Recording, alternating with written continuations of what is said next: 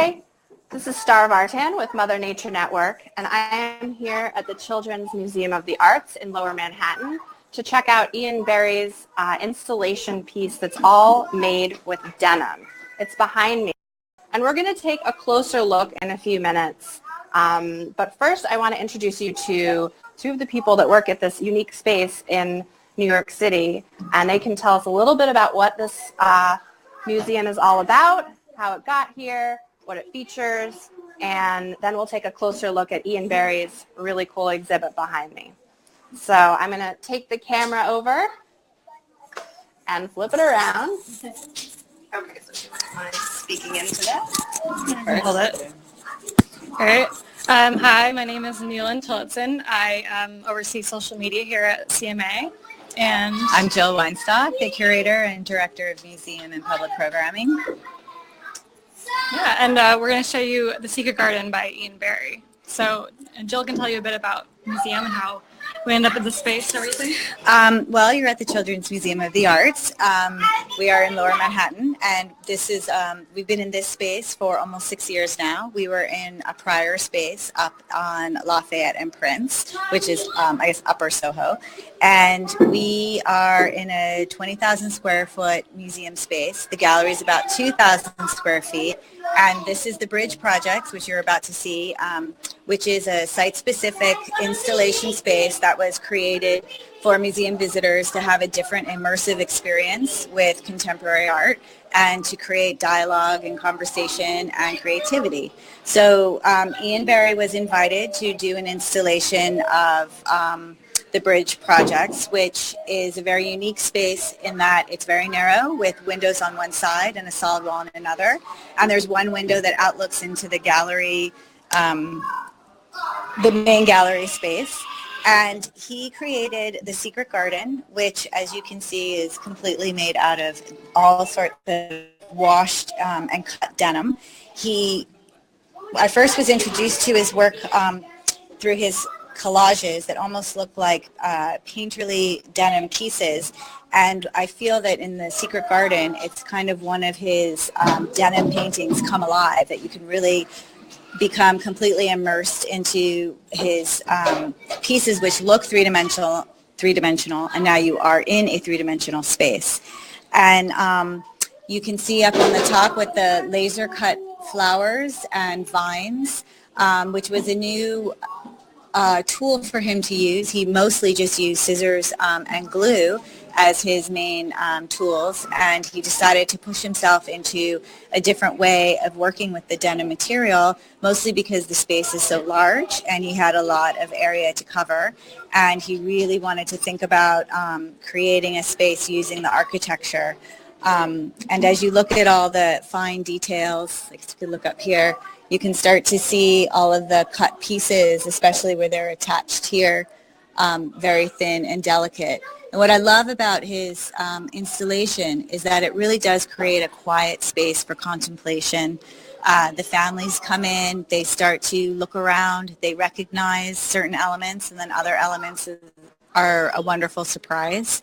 And he took great time in lighting the space in a certain way, and so you really get this feel of cool and warm light, creating all of these wonderful shadows and silhouettes of the features that you can see against the wall. I'll have Neelan talk about the bunny, which is a really wonderful story. So yeah, we had a contest to name the bunny, and Ian opened it up to his Facebook followers. And a little boy came in a few weeks ago and really loved the bunny and was, petting it and taking care of it and everything. So we decided to name the bunny after him. His name is Cotton Blue Benny. And so he lives in the Bridge space here. Yes, and I also And do we know how the artist chose the different elements? There's all different types of plants from different types of environments. There's cactus over here. And there's vines. You guys know anything about that? I think part of, when he works with the denim, you can see different washes. And so he was working with, I think it's Tornella, which has a unique eco-friendly way of washing the denim into certain areas. And if you notice in these leaves here where you can see some of the lights and shadows, that's all done with the kind of wash process. And I think that he really just wanted to have you be immersed in a garden that had all different varieties of overgrown vines and leaves and flowers and cacti, mostly because he was equating New York City life in a way that most children don't really have access to natural beauty and gardens, and they don't grow up in backyards and have sprawling hillsides like you might in other suburban areas. So he really wanted to create this kind of magical place where if he had a garden, this is what he would want it to be like. Where you would hide out, you would spend some time, some quiet time, sketching, talking.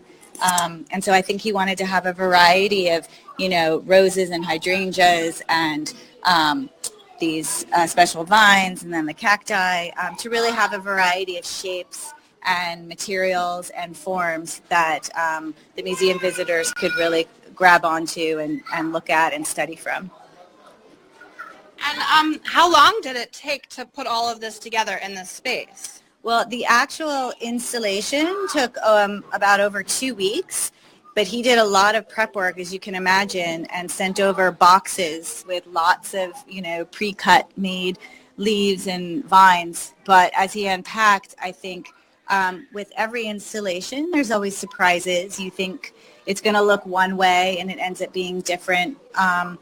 Due to the architecture, due to planning it out from, he lives in London, and so it's really hard for him to come and visit the space periodically. So he really had to kind of imagine what the space would look like with all of these elements in it. And so I think all the fine details, as you notice, really did take a lot of time to create.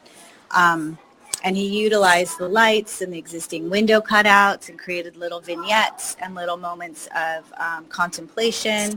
And I think that that's really what the bridge projects are all about, is really to push contemporary artists' studio practice in a way that bends them into working differently. And I think that that's the beauty of this space. And I'm sure that he would attest that he's learned a lot about his process and the way that people interact and what looks differently from your imagination to the reality.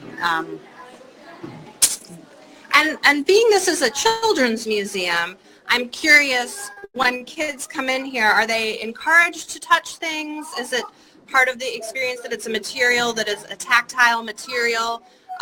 Denim, something they're familiar with, were all of those part of the idea, or is hands-off thing? How do you guys handle that with kids? Exactly. Well, what's interesting that you brought that up is that our gallery exhibition programming is really about, looking with your eyes, making connections and sharing those connections.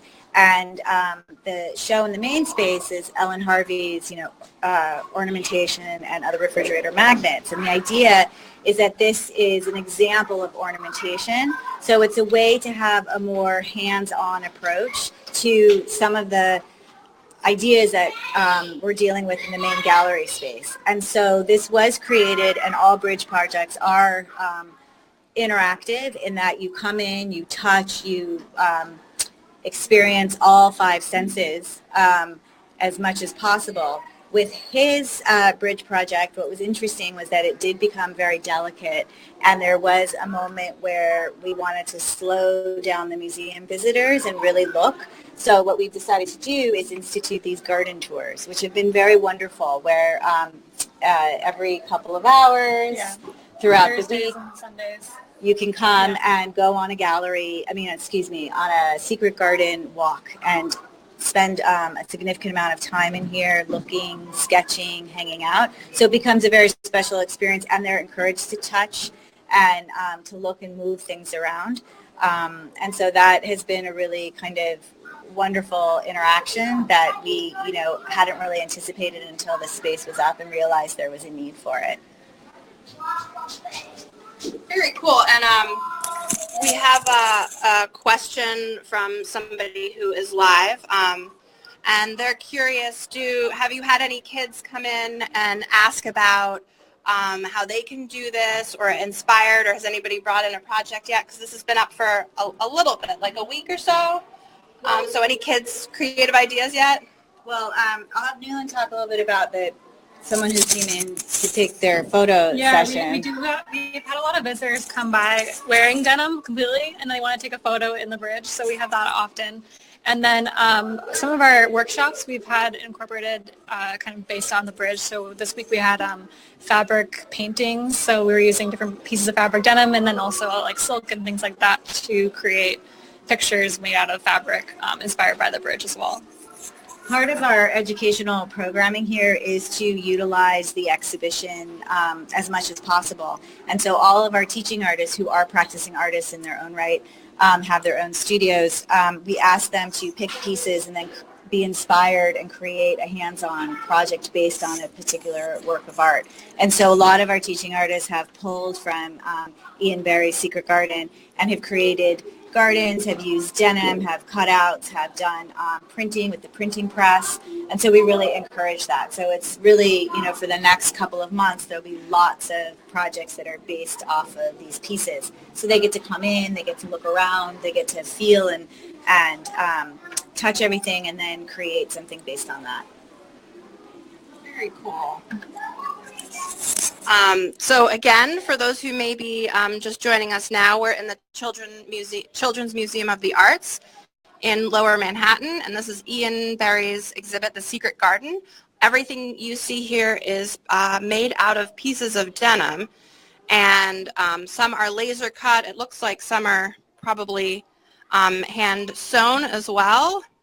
And then can you, would you mind, Jill, just telling me a little bit more about this process one more time? You called it tonlay? Well, he works with a manufacturer that creates dyes and washes of denim, and so this is actually printed, it's in the denim itself where it's cut, which is so beautifully done. It almost looks like it's hand painted, but it's actually just more of a wash, I believe. Mm-hmm. And there's a factory that he works with that is known for that. And I believe it was Tonelli or Tonella. And they work with eco-friendly washes. So it's good for the environment. And I think that was one of the important elements that Ian really felt passionate about, was to talk about, where the denim comes from. It comes from cotton. And then cotton, you create this fabric, and then the fabric breaks down into denim. And so it just really kind of, you can see down here, he has a little explanation and an example of from, plants to pants.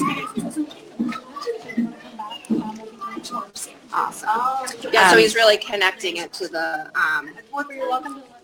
yeah, and he wanted to the origins. He wanted it to really feel like